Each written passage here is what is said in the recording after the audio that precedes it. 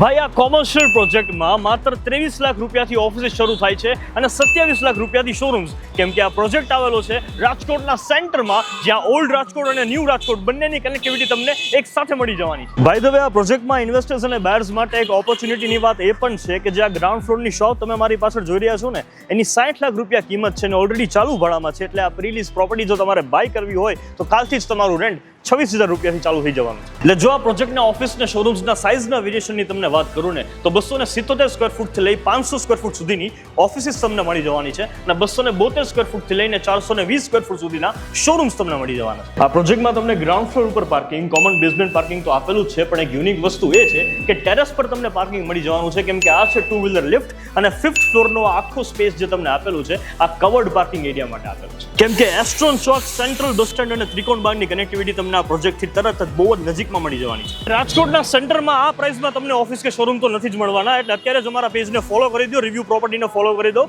અમને કોલ કરી દો સાઇટ વિઝિટ માટે. બાકી આપણે તો મળતા રહીશું રાજકોટ.